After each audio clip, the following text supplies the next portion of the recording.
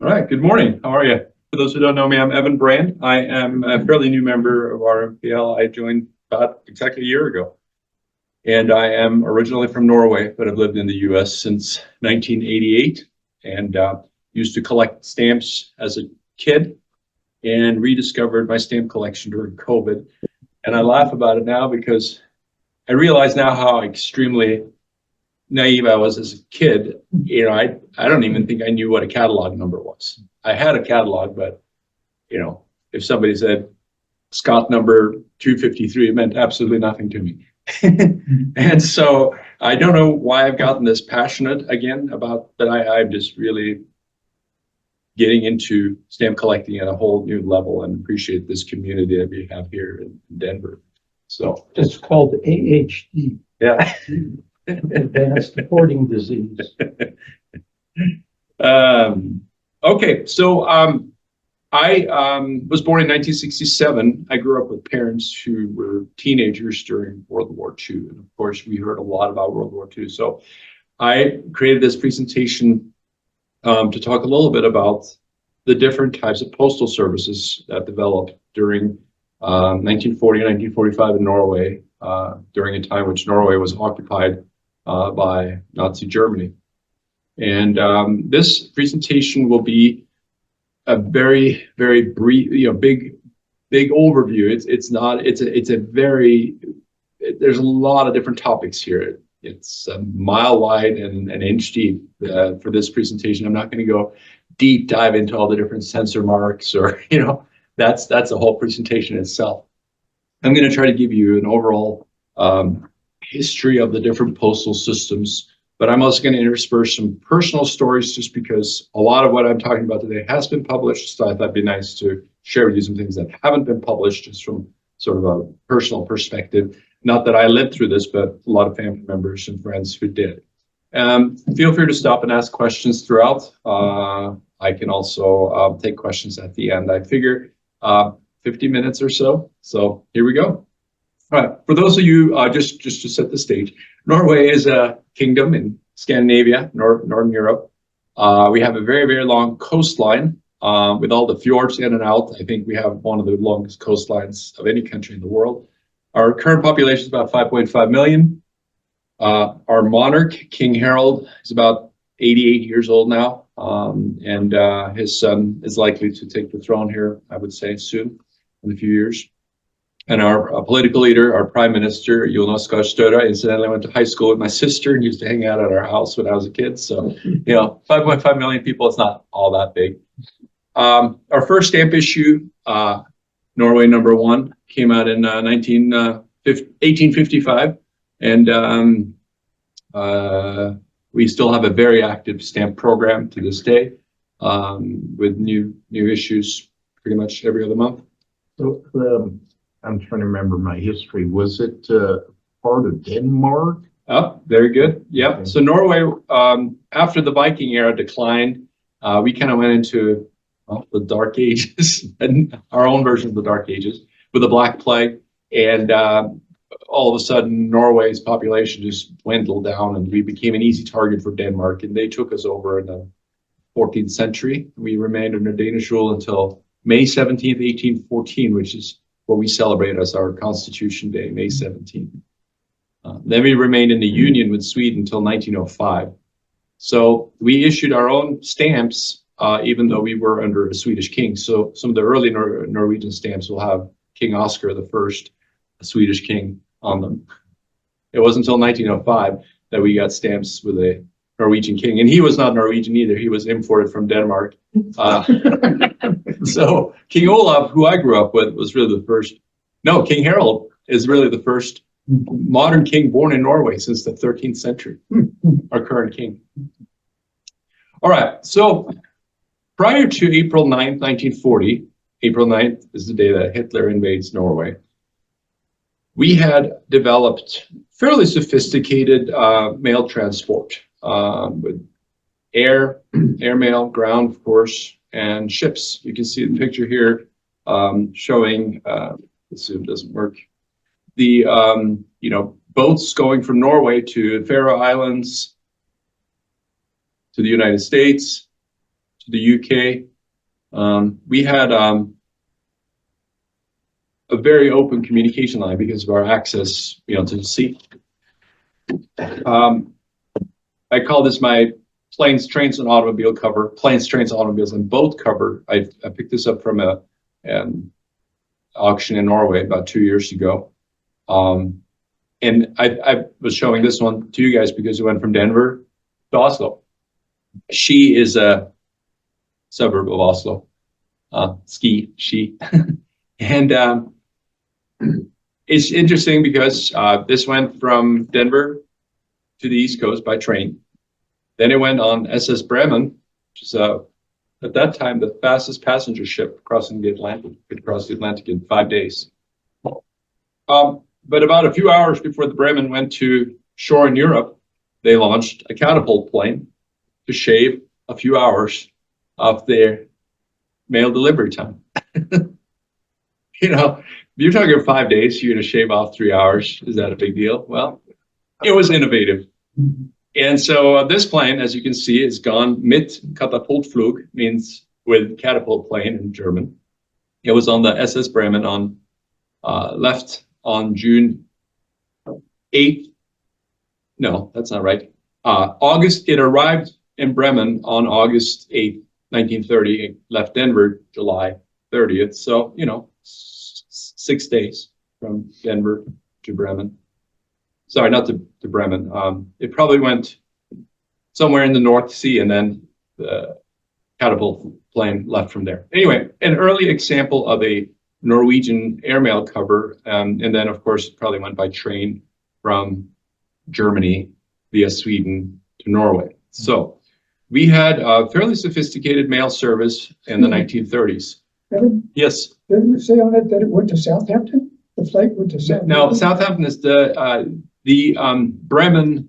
The route of this ship was New York, Southampton, Bremerton in Germany. So it stopped in Southampton.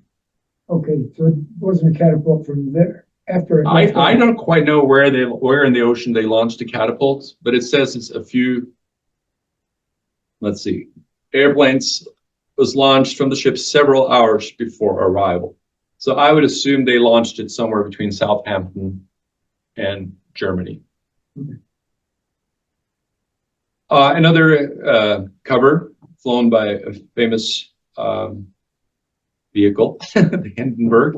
This was the second to last Hindenburg flight. It was sent from New York to Moss. Moss is just south of Oslo on the east shore of Oslo Fjord. And this one arrived in Germany and then went by train from Germany via Sweden. Ironically, these Swedish stamps had no purpose. You can see they haven't been canceled. It was not it was not like an extra franking. We have no idea why those Swedish stamps are on this cover, because they serve no purpose. But anyway, it went through Sweden to Norway, and again, using a variety of vehicles. So we had fairly sophisticated technology in the 1930s. I'm showing this picture because this is my grandfather on my mom's side. Very conservative man, who very careful his whole life. And therefore, to me, it's a little ironic that he's standing under that banner. Of course, when this picture is taken in 1936, the world didn't quite know how dangerous Hitler was yet. So that stigmatism that we have with the swastika today probably wasn't quite there yet. He was simply in Germany to learn to use his computer. Anybody know what kind of computer this is? It's a Hollerith tabulating machine. It's a punch card reader. Okay.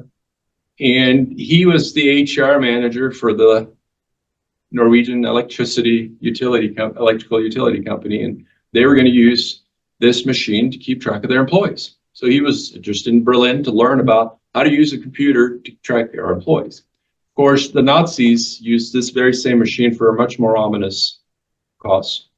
If you read the book IBM and the Holocaust, you learn a lot more about this machine. Was made by IBM, although Hollerith was, I believe, German. The technology was commercialized here in the US.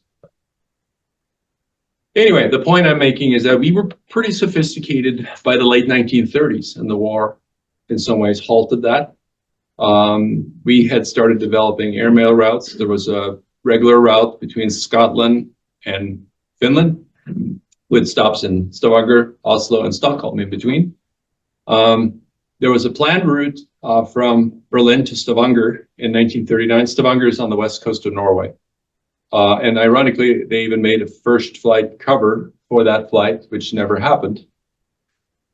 And it's interesting to think about that they were planning this route in the fall of 39, and that the first flight date was planned for January 4th, because as early as November of 39, Germany or Hitler had already decided they needed to take Norway.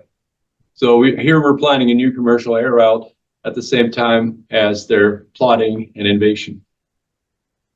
In January 1940, Norwegians are in New York to discuss a possible air route between Bergen, again on the west coast of Norway, and New York City. So we were in full, mode of developing international airmail routes. And that came to a screeching halt on April 9th, 1940, when the Germans attacked Norway. Now, why did they attack Norway? They had already taken Austria in 1938. They'd taken Poland in 1939. They were invading numerous other countries. Norway was not intended to be included in the German Reich. It was simply for strategy. It would give them access to the North Sea so they could take on Great Britain and the US possibly. But it was also key for Germany to get iron ore out of Sweden, because up here in northern Sweden is massive amounts of iron ore. And in the winter months, they can't take the iron ore out through the Gulf of Finland because it freezes. I was actually there this winter and verified it does freeze. They had ice. We took a boat from Finland to Estonia, and they were plowing through the ice. So anyway, so in order for Germany to get the iron ore, they needed to build airplanes and weapons, et cetera, et cetera. They had to get that through Narvik in northern Norway. And so that was the second reason why they occupied Norway. They met with very little resistance. Probably the biggest claim to fame for the Norwegians is we took down Blücher, which was a German warship headed up the Oslo Fjord.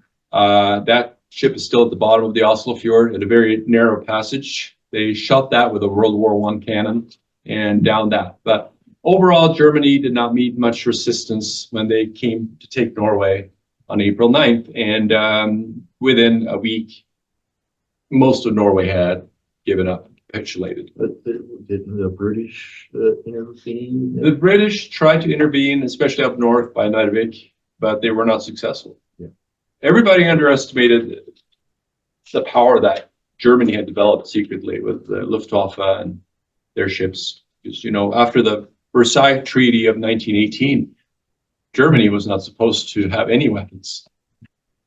And then they secretly built it up from 1933 onward.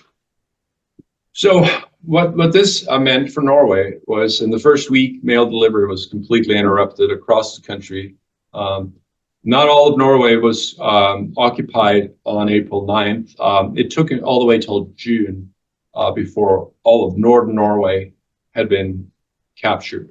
And so mail continued as usual in certain portions of Norway, including across to Sweden in the north with dog sleds. So even though they tried to stop all international mail, they were not successful at halting it all. A lot of rail service. 2 mail ships were sunk on April 9th. Lots of bridges and railroad tracks were blown up, both by the Germans and by the Norwegians. The Norwegians were blowing up railroad tracks to prevent the Germans from going further north. So it wasn't, just the Germans doing the damage.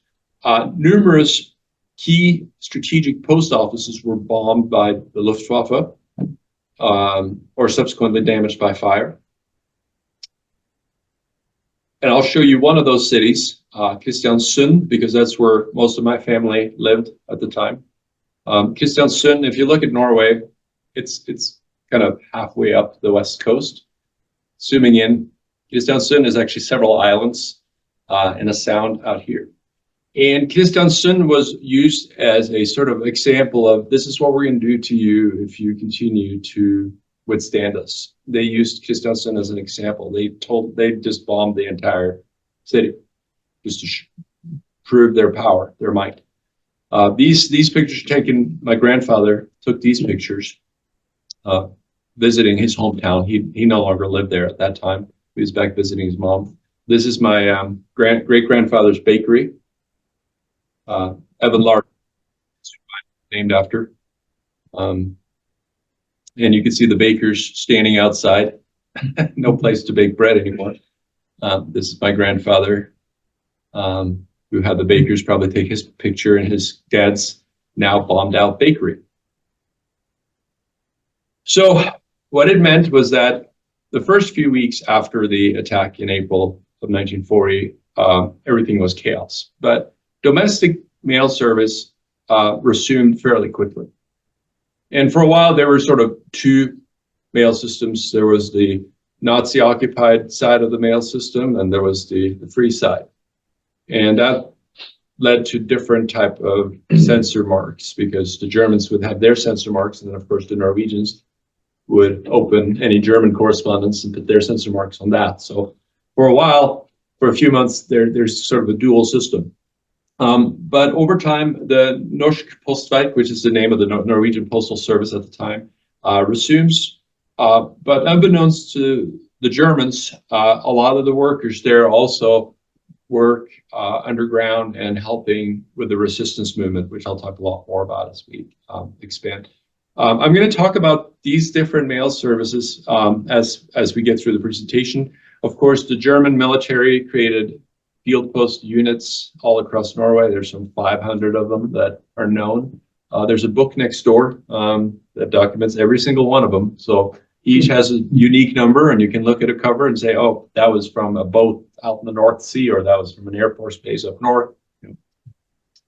We also had German official mail, which I'll get back to, Red Cross mail, and that you may be familiar with, and a courier mail. So the transition period from April to June 1940, when we are in the process of getting occupied, again, most of Norway is occupied within the first few days of April 9th. But Norway continues with what they call post control in the unoccupied areas. And these letters are fairly rare. I gave up at $350 on one of these last week at an auction. There are not a whole lot of them. But with any other area of philately, people collect these different postmarks, because different post offices got different labels, and some post offices were bombed, so only 2 labels have survived, et cetera, et cetera. So people who are into this, they collect, all of the above, collect all 50 labels or whatever is available. So this is the Norwegian censor marks. And incidentally, I have a few of those from after the war. They continued to use the same censor marks from after the war when they took the country back. So very quickly, Norway becomes occupied. We've had a Nazi party in Norway since 1933. They never had any representation in the government. Overnight, Hitler basically declares that the Norwegian Nazi party, Nasjonal Samling, is the only political party that we're going to recognize. And he installs Vidkun Quisling eventually as Prime Minister of Norway. Quisling, as many of you may know, has become synonymous with traitor. It's right up there with Benedict Arnold. And he was our Prime Minister in Norway. Ironically, he had been in the Norwegian legislature in the 1920s before going radical and forming the Nasjonal Samling, which Nasjonal Samling, it's interesting because Nazi party in Germany was called National Socialism, even though they have nothing to do with socialism. But in Norway, they call themselves Nasjonal Samling, which means, nationalization, essentially. Like we're going to focus on Norway and protect our borders. So we have a postmaster who's a member of the Nazi party, Svein Svendsen. And at the peak of the Norwegian Nazi movement, we had about 43,000 members of the Nazi party in Norway. So, at the time, the population of Norway was about 4 million. So still very, very small percent, 1% of the population. Evan, what was the, between April 9th and 1942 when Quisling was elected, what was the situation politically? They, a lot of people in Germany didn't trust him. He had met with Hitler in advance. Hitler liked him, but a lot of people didn't think he was a strong leader. And so initially, the country was led by German officials. They were very hesitant getting a Norwegian in charge because they just didn't think he was a good leader. And of course, he wasn't. But he, And the king at that time was King Haakon, the whole royal family escaped to England because he resisted the Germans. The Germans assumed that the king would capitulate, and he refused. And they chased him. They were trying to kill him. In fact, there's a movie called The King's Snow, which has been on Netflix, came out a few years ago, and it's about that very story. They chased him up all the way to northern Norway. He got on a boat and escaped to England, as did our entire government. So Norway's government and royal family escaped. The Crown Princess Martha, so the wife of King Olaf, she actually lived with Roosevelt in the United States during World War II, and our current king, King Harold, received a stamp collection from President Roosevelt. He tried to instill passion for stamp collecting, which I'm not sure if that passion has survived, but I know he still has that album. Yeah. Wasn't Quisling wasn't he like defense minister or something? He was defense minister, very impressive. Yeah, he was defense minister in the 1920s. I thought it was even more recent. Yeah, no, he formed the Nazi Party in 1933, so wouldn't have been any further than that, I don't think. But anyway, to give you a picture of Europe in 1941, by the time, I would say, most people will say that the tides turned against Hitler around the time of the invasion, when the United States got involved after the bombing of Pearl Harbor. So right before the bombing of Pearl Harbor was what many people consider when Hitler has his greatest dominance. And at that point, you can see anything there in red is occupied by Germany. They haven't quite succeeded in Soviet Union. In fact, that was Hitler's first major defeat at Stalingrad in 1942, when, yeah, that's a whole other story. Sorry, I keep getting off on tangents. But you can see there's one big white piece right in here, Sweden. Sweden is neutral, and I'll get back to why Sweden is neutral and how that impacted Norway, being our closest neighbor. But you know, half of France is occupied. The German Reich goes all the way east to include Romania, Hungary, Slovakia, today's Czech Republic, Poland, and attempting to take Soviet Union. Now, their goal was to have full dominance of all of Europe. And Hitler at some point even thought that the US, how strong can they be? We'll probably take them too at some point. They tried to take Great Britain, never succeeded at that. But that's Europe sort of at the peak of Nazi Germany. So let's talk a little bit about mail service after the occupation. So again, domestic mail service resumes within relatively short time. Most international mail is rerouted through Germany for inspection. And this letter, which is in Norwegian, basically says that all mail sent to foreign countries will be sent through Germany for inspection, and they will not be passed on to any enemies. So any countries that is on our list of enemies, your mail will just be destroyed.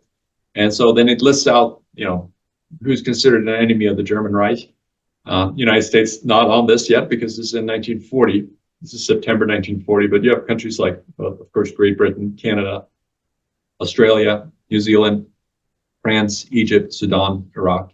So what basically happened is all the mail in Norway is inspected in Norway, and all the mail to foreign countries is inspected in Germany. Norway or US has not yet entered the war. So here are a couple of examples of mail sent from New York, from US to Oslo. This one in June of 41. You can see it has the geöffnet, meaning opened in German. And it has a couple of different stamps there, markings. Again, these are markings of a variety of sorts. And if you are really into that, you can find out where they were marked. I can't remember. I think the pink one is Norway and the black one is in Germany. So because it went through Germany to Norway, it's been inspected twice.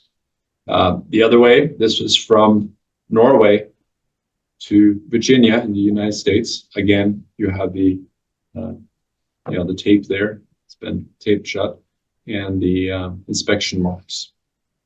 This 1869. I would assume that is the number of the actual inspector.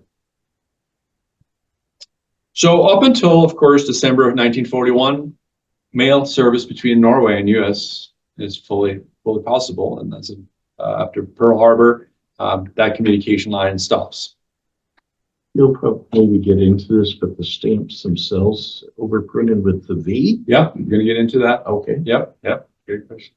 So again, I told you this will not be a deep dive into the different sensor marks, but just this is an example of the different sensor marks used just in Oslo during the war years. So for people who are into collecting these, they may have a exhibit or a collection where they've collected all the different marks, some more rare than others.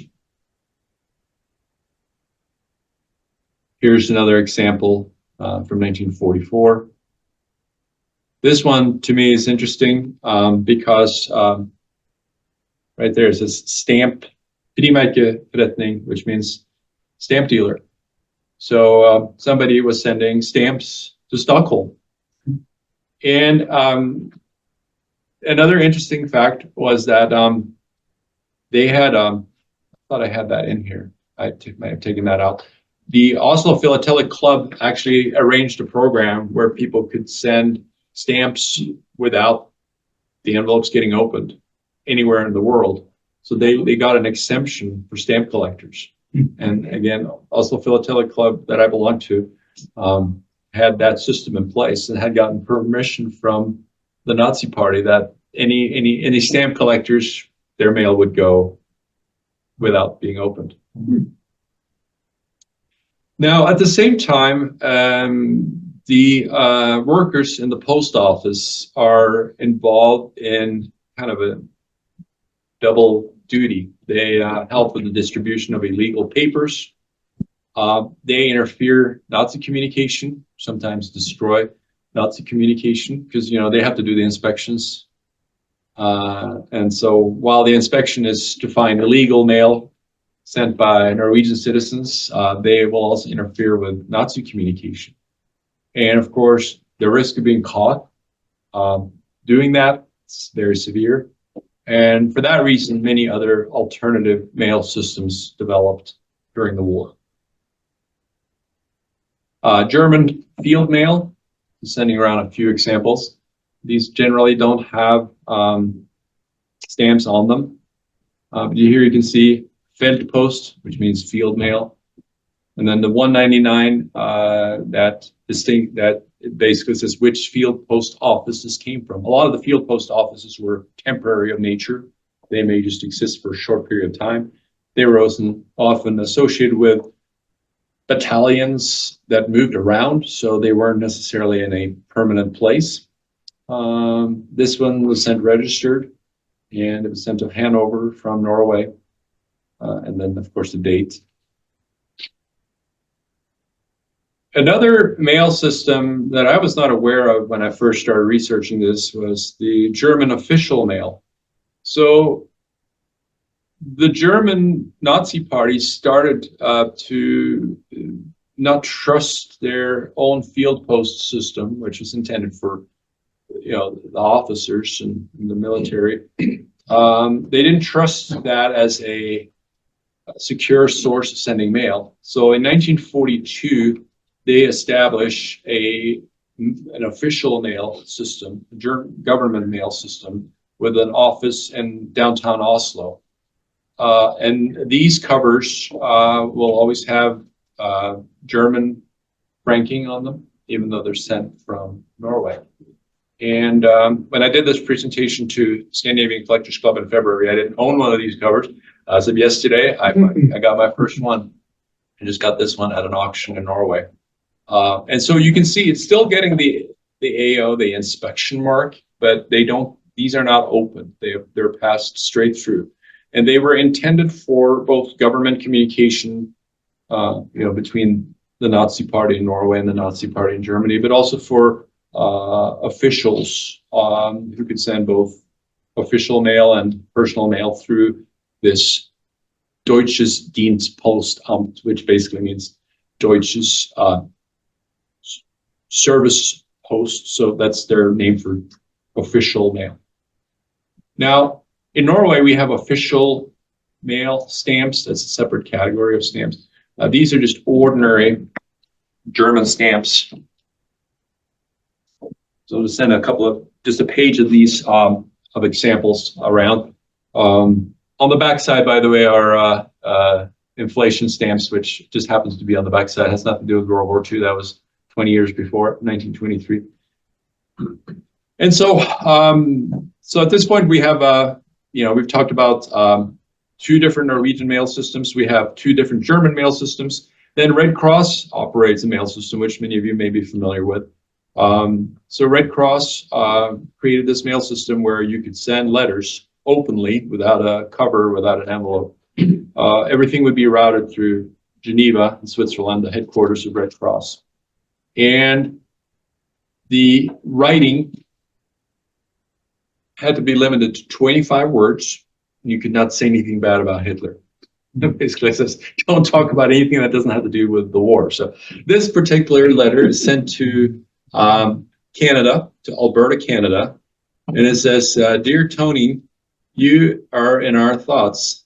We're longing to see you. We are doing well, circumstances considered, but wish things were better. Kiss and hugs from, Ruth and the kids. And then Tomini responds on the flip side of the paper, and it's sent back to Norway through Geneva. So that was Red Cross mail. It went uncensored because, well, it was no need to censor anything because it was all out in the open, kind of like a postcard. And so according to what I found is that they processed about 100,000 of these letters just from Norway alone every single year. Yet they don't show up in auctions very often. So I don't know if they were destroyed after their use. Since they went back to the sender, they probably would have been kept. So not entirely sure. Have any of you seen any of these Red Cross letters? It was a worldwide system. One of the more fascinating areas of mail delivery in Norway is the courier mail. So as people were getting more and more paranoid and the Germans were just ramped up the security, it became harder and harder to communicate messages. So even though Norway didn't have a military system, we had developed a strong resistance movement. And this resistance movement needed to communicate with London.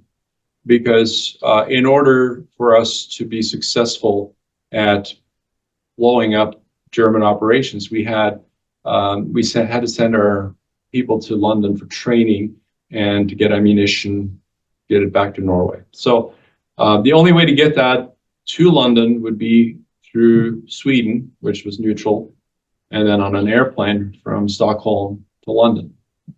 And so brave men and women would operate as couriers. They would, we had a kind of a route going between Oslo and the Swedish border right here. And this was both used for refugees, people to escape. When things got a little too hot or people were in trouble, they could escape to Sweden and it was neutral and they were safe. But it was also used as a mail route. And this courier mail is extremely rare. I don't own any yet. again, I lost out on an auction there recently. But the reason they're so scarce is because they got mostly burnt after delivery, after they'd served their purpose. So courier mail is not operated by any postal system. It's just a term for mail that was hand carried, very often by foot. This is about a 150 kilometer distance, so about 100 miles or so. My nephew, I was showing him this presentation. He said, "Oh, I ran that last year." Apparently, there's a race now where you can run that. Yeah, they have created like a memorial trail. And it's interesting here. You can see on the Swedish border how they cut down the forest. So when they got into this little opening, long opening, you can see we're in Sweden. We're safe now. And so the resistance movement gradually started to develop. Sweden was neutral, and initially Sweden wasn't allowed to help Norway because, if you're helping a country at war, you're not really neutral anymore. But over time, Sweden became more and more helpful in terms of helping Norwegians hide and send communication out. Sweden had been neutral since the Napoleonic War, so about since 1815. And Hitler respected that, and they did not invade Sweden also because of the major resources, although they could have taken all those resources even if they had invaded them. But they did leave Sweden alone, and that was a safe harbor for Norway. And so, yes. This, talking about Sweden, Jews in Denmark were secreted off to Sweden. Yep. Right? Many Jews in Norway were as well. Yeah, that's what because I don't know what the size of the Jewish population in Norway was. It's fairly small, but despite of all that, about 700 Jews were rounded up and sent to Dachau and executed. So there's actually a brand new movie out about that as well that I just watched about a month ago. So there's no doubt that the resistance because of the Swedish neutrality. And so I'll talk a little bit about how the resistance movement, what they did and how they communicated. First of all, there were kind of two different types of organizations. There was Milorg, which is more of just a grassroots organization, people just connecting and organizing in their hometowns, and it counted more than 40,000 members by the end of the war. Then, of course, we had the Norwegian government in London, which continued to operate from London and cooperating with the resistance movement. And then the Special Operations Executive was a military unit in England, and they helped train Norwegians who came over via Sweden. And one of those companies was called the Norwegian Independent Company No. 1. It was named Company Linge after a Captain Linge, who was one of the first killed in active duty under this operation. But they had 297 active duty soldiers at the peak, 57 of which did not survive. And so what they would do is they go to England, get trained, they would fly them back in over the mountains of Norway, and they would parachute back into Norway. They would drop their ammunition, and then they would use, their training and their ammunition to sabotage German operations. Probably the most famous one is the heavy water operation in the Rjukan in Norway, where the Germans were developing heavy water for the purpose of building a nuclear bomb. And these brave men skied down from the mountains and blew up the factory. So lots of stories. The one I will just use sort of one exhibit because I'm very familiar with it. The Oslo gang, which was the operating under Norway 1 in Oslo, as a group of maybe 30 men who were involved in some of the biggest operations, the resistance operations during World War II. These men were ordinary Norwegian citizens. Few of them had much military training at all. They were just passionate about resisting and ending the war. So the case study I'm going to talk about is Gunnar Sønsteby, because I knew him quite well, and he happens to be the most decorated citizen of Norway of all times. He was born in 1918, so he's just 22 years old when the war started. But he was one of the ones who was part of Company Linge and trained in the UK, and he was involved in several key resistance operations in Norway towards the end of World War II. Ended up after the war moving to the United States, getting a business degree from Harvard, became a successful businessman in Norway, but spent his latter years traveling the world, giving talks about his experiences in World War II. So just a couple of examples of what the resistance movement did and how they communicated. One of my favorite stories was Gunnar Sønsteby, this man, was involved in stealing the printing plates from the Bank of Norway. So the government in London had been running low on Norwegian currency. And so they ordered a break on Bank of Norway to steal the printing plates, bring them to Sweden, make clichés in Sweden, and bring the clichés over to London so they could actually print more currency. So Gunnar Sønsteby was one of 3 men who were involved in stealing the printing plates in Oslo. And he told me that on their way to Sweden, they're taking a taxi, and they go off the road because it's in the winter and it's icy. And some German soldiers find them in the ditch and help pull them back up on the road and send them on their merry way. So the Germans inadvertently helped them, and they took these printing plates to Sweden. They made clichés of them, and they returned them to the Bank of Norway, so nobody ever noticed they had been stolen. And the German government in London was able to print more money. He was involved in a lot of operations. I'm not going to go into these in detail, but for example, in 1944, the Germans were running low on soldiers, and they were trying to recruit Norwegians into the German military units. And they had an office in Oslo where they had archives with the information about all the Norwegians eligible to be recruited. And Gunnar Sønsteby quickly blew up that office so that all the documents were incinerated. He was very polite. He told me that he would go into the office and say, "Hey, I'm going to blow up this office in 10 minutes, so please get out." So most of his operations never involved any deaths. Towards the end of the war, he did kill a few Nazis. That was unavoidable. And so, I'm not going to go through each one of these, but what's interesting from a philatelic perspective or from a mail perspective is that they used encryption in their letters. Now, when I look at this without being connected, I'm able to zoom in, and I can't, for some reason, zoom in when it's connected to the projector. So you'll just have to trust that what I'm reading to. But this letter on the right basically consists of Norwegian words interspersed with a sequence of numbers. And their encryption method would be that this is actually the letter sent from Sweden to Norway to Gunnar Sønsteby, instructing him which printing plates to steal. So it says we need 10 kroners, 100 kroners, and 500 kroners. That's what we're lacking, to steal those 3 plates. But because the risk of the courier being caught by the Germans, you wouldn't want to have them carry a letter that they could interpret what your strategy or intentions were.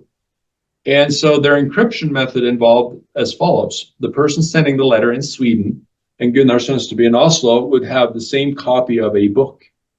So let's say they said, okay, we'll do Henrik Ibsen's Peer Gynt, the 3rd edition, and we're going to use page 23 as our encryption key.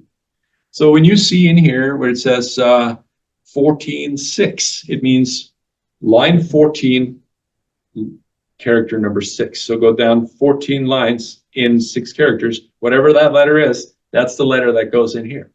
And so that's how they would encrypt and decrypt. And the Germans could never figure out that system because they wouldn't know which book to use. And so that was like the Navajo code talkers. It was an unbreakable system. And so this was a very common way for them to send letters by courier between Norway and Sweden. And again, the people carrying these letters were just ordinary citizens who risked their lives.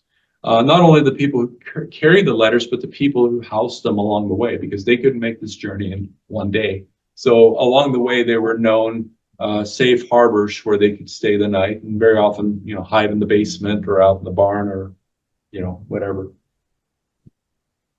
Okay, so that's a little bit about the different mail systems. I'm going to wrap up by talking about, first of all, some trends and development in the Norwegian postal system during World War II. And I'm also going to talk a little bit about stamps. Not a whole lot, but. So a couple of things of interest with the postal system in Norway is that the operations, they were very profitable during the war years because, in particular, parcel posts increased by 300% between 1940 and 1945. And with the exception of Jim and Steve, who've seen this presentation before, can any of the rest of you guess why parcel posts increased by 300%? Sending food stuff? Sending food, exactly. In fact, there was so much food being sent, the post office had to issue some orders, and one of them was, please refrain from sending fish through the post office.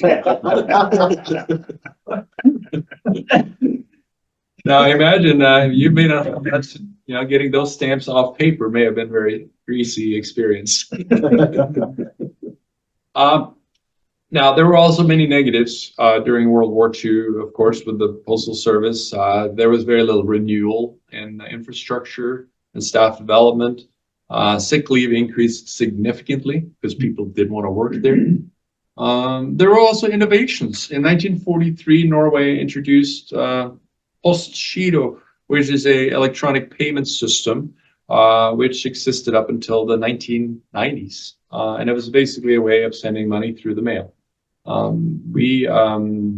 You basically create a bank account with the post office. And if I owed Gary money, I would just go to the post office, fill out a postgiro with 50 kroners, fit in my account number, and then mail it up to Gary, and he would get it into his bank account in his hometown. So it was a sort of a early electronic payment system. In fact, Norway has been very advanced in terms of adopting electronic payments, and today I don't think you'll meet anyone under 50 who's ever seen a check. They haven't used checks since 1980s, probably. But this system existed until the 1990s when it was merged with the bankgiro, which was the banking system's competing product. And that system's pretty much gone away today. Now it's all electronic. But that was an innovation. So even though it was during war years, innovations did happen. This is a picture from the bankgiro or the postgiro office of mostly women processing these transactions. So it wasn't fully electronic. It involved a lot of human work. But by the 1980s, when I was a kid, the postgiro building was the tallest building in downtown Oslo. That was the building where this all happened. That building is still there, but they don't, it's again all electronic now, so it doesn't require a big labor force. I want to talk a little bit about stamps. World War II, a couple of different things that happened. One was that any stamps with an image of the royal family were confiscated by the Germans. They were brought to Germany. They were not burned, and that's why today a lot of these stamps, like this one here from 1938 of Crown Prince Maud, our first queen, are practically free, worthless in mint condition, and extremely valuable in used condition. 1941 still holds the record as the record number of distinct, from a catalog number perspective, stamps issued in a single year, 58. That has to do with our definitive series being issued in 4 variants. First, with and without the V. The V was Hitler's attempt at getting back at Churchill, because Churchill then, and Hitler said, I want my own V it stands for something else, but something similar to victory in German. And so the V overprints are, you know, German propaganda. And so these are the common definitive stamps in the post horn and the lion varieties. And the reason why there were so many of them in 1941 is they exist both with and without the V and with and without watermarked paper. For example, this one here, 272 is, and there is a copy in here of that one in mint. But that is the most scarce Norwegian stamp and main catalog. So it's catalog number 272 in Norway, and it's about $200. So by American standards or U.S. standards, not super valuable, but the most scarce of Norwegian stamps in terms of issues number 5. Isn't Norway's post horn stamps the longest running definitive Correct. Yep. stamp? Celebrated our 150th anniversary in 2022. So 1872 was the first issue, and they're still being made to this day. Longest running stamp series. I can give a whole other talk on that. That's for a different day. The other thing that changed in World War II is the great number of semi-postal issues. And so a lot of these were issued with sort of murky or questionable understanding of where the money went. This one here in particular, 20 cents was the normal domestic rate and 80 cents extra. So 4 times extra to support the Nazi party. This one particular, this particular stamp, as well as the one from the university, both issued in 41. These were specifically issued for collectors, and there were only 100,000 made of each, and they sold out within the first few days, and again, very, very scarce and used condition because they mostly went to collectors. And incidentally, the stamp collecting had a kind of uplift during World War II because, you sit at home at night and there's not a whole lot to do. The radios have all been confiscated. Newspapers have been controlled. And so stamp collecting saw a major uptick during the war years. Norwegian Legion. As I recall, there was Norwegian volunteers that helped the Finns when they were fighting. Yes, the Finnish Winter War in 1939 when they were fighting Soviet Union. And so this was a sort of a memorial for that. But again, where that 80 cents additional went questionable.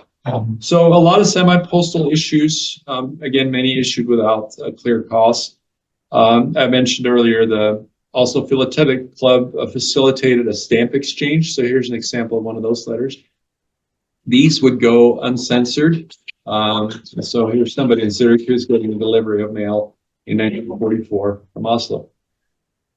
The London issue is also an interesting issue. I think I sent that around. It's on the back of one of these. And the London issue was actually issued in 1943 for merchant marines. So they needed stamps. Ships that were out on the ocean who weren't necessarily in an occupied territory in Norway could still send mail using Norwegian franking. And so these first 6 were issued in 1943, and then the series was officially issued in April of 1945 after liberation. There's a small number of these, about 2,000, that were produced with the London overprint. And the London overprint series typically goes for about $2,000 at auctions. So those are pretty scarce. These are extremely common. Official stamps. These were the only official stamps to ever bear sort of blatant Nazi symbolism. The Sun Cross was the Norwegian version of the German Reich logo. And so instead of the swastika, we had the Sun Cross. And the only time this symbolism was used on stamps were on official stamps issued in 1943. These, of course, became invalid for use by April 1945. And so again, very, very common in mint condition, very uncommon in used condition. And just as an example of how the Norwegians would protest anything German, it was common to put them upside down. It's like, we've capitulated, we've given up. The German eagle is on its wings, on its back. So you will see these from time to time on covers upside down. And that was a deliberate way of protesting anything. You could taunt the Germans. If you did something illegal, you would be taunt them and do things like not sit next to a Nazi on the bus, for example. You could get in trouble, but usually if you were brave, you do that.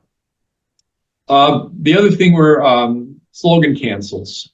Slogan cancels were used in the propaganda during World War II.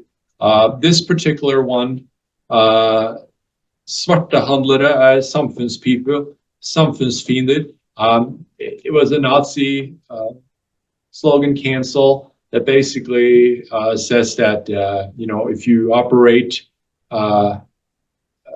if you're a bootlegger, you're an enemy of the people. But because what would happen is food would be in short supply many times, and so people would find other sources for food by getting it from Sweden, by getting it from England, and bypass the German supply chains, and that was considered illegal. But what some people figured out is if they flipped this upside down, if they actually put the slogan upside down, as some postmasters would do, the first 3 words spells out "afraid not." And so there would be examples of that. This is another slogan cancel that I find ironic. It says "towards better times," mot lysere tider.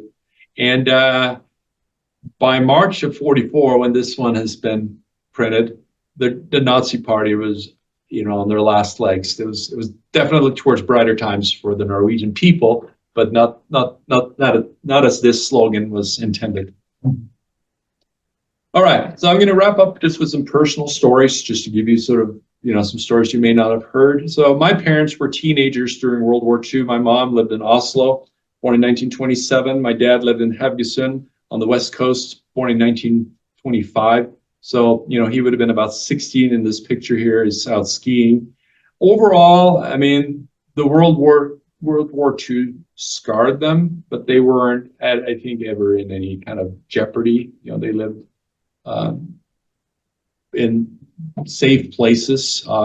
They may have had some food shortages and clothing shortages, but the education system continued as normal. Overall, they, it impacted them. It was traumatic, but it, didn't harm them. Here's an example of a ration card for my dad for flour and bread. So this is a bread and flour rationing card. This is one of my favorites. This is a postal stationery for equipment requisition. And so equipment requisition was so common that they actually made postal stationery with a semi-postal mark affixed. And in this case, my dad is requesting a pair of jeans because he's going to be doing work in the herring industry. He never told me that. My dad was a dentist, but as a 16-year-old, apparently he worked in the herring cleaning business as a teenager. April of 1942. This is my sister's father-in-law, Per Woller, and he's interesting just from the fact that he was the first and maybe only one of 2 or 3 Norwegian pilots ever to shoot down a German bomber on April 9th, 1940. Before, Norway had 6 airplanes. Here in Germany comes in with an armada. There's David versus Goliath. But anyway, he was brave and he was up there and he shot down 1 bomber. And incidentally, that pilot survived. And in later years, the 2 of them met. They did a TV show, and it was very emotional, because here are these 2 old men who try to kill each other, and now they're sitting sharing stories. Anyway, he ended up going to little Norway in Toronto for training. That was a training camp where we sent a lot of Norwegian pilots. And he was actually a pilot trainer. He wasn't being trained. He was one of the trainers. And we have a commemorative stamp from 1946 commemorating Little Norway. Here's a cover I actually just picked up with a Little Norway postmark. And he, while in training in Canada, he was involved in a crash that left him very badly injured. And but he recovered and he went back to Europe to fight. And then he was shot down again. He wasn't shot down in Canada. That was just a mishap. He was shot down over Germany, and he was a German prisoner of war until 1945. He said that they actually treated him reasonably well, which a lot of pilots, even if you were, Aryan, like he was, many of them were killed as well. So he ended up as a successful businessman, and I knew him, most of my life. Just a kind man, and he never ever told me any of these stories. I found this out after he passed away in 2015. This is him meeting our prime minister about 2008. That, by the way, is Jens Stoltenberg, who's the head of NATO. After he was prime minister of Norway, he became head of NATO and has been one of the longest serving heads of NATO. Steps down in October after his third term. This is my grandfather on my dad's side. It's my dad. And he was the head of Red Cross in Norway. And again, I never knew. I only found that out when I read his obituary recently. I found his obituary and I was like, oh, he was head of Red Cross. Wow, never knew that. He was a dentist as well, like my dad. My mom's cousin, Kjell Bull Hansen, was in the resistance movement in Oslo. He, just like Gunnar Sønsteby, was involved in blowing up a lot of things the Germans were doing. The sad story about him was he was captured by Germans and killed just weeks before the war ended in April of 1945. So after the war, May 8th, 1945 is the Liberation Day for Norway. And the prime minister and the government returns. There's King Olav returning. He's still Crown Prince Olav, but he becomes our king during most of my life. This man here, who's assigned to be his bodyguard, is Gunnar Sønsteby, who I told you about earlier, the most decorated man in Norway. Mail resumes. Here's an example of a controlled and inspected with the Norwegian marks. Again, these are less rare after the war than they were before the war. Oh, and I forgot to send out these. These are the slogan cancels. A lot of German prisoner of wars in Norway. This letter is particularly heartfelt. It's from a mother, and she writes it to a friend of Corporal Leopold Gruber, meaning she believes her son may not be alive anymore. And she writes to somebody who's known him. And in the letter, which is still inside, I know enough German to sort of read, and she's basically asking, can you confirm whether my son is still alive or not? So there were German prisoners of wars in Dombås in Norway. It's in northern Norway. The independent Norwegian Brigade Group in Germany, as you know, probably Allied forces took over Berlin in particular, but all of Germany after the war to make sure they behaved and help rebuild. My dad served in the independent Norwegian Brigade Group in Germany. This is just one of the pictures he took. Everything's been bombed out. He was in near Hamburg in northern Germany. It's my dad right there in his uniform. He was serving as a dentist. Didn't think he carried a gun very often. But this is an example of a mail, a letter he sent to my mom, bottom there.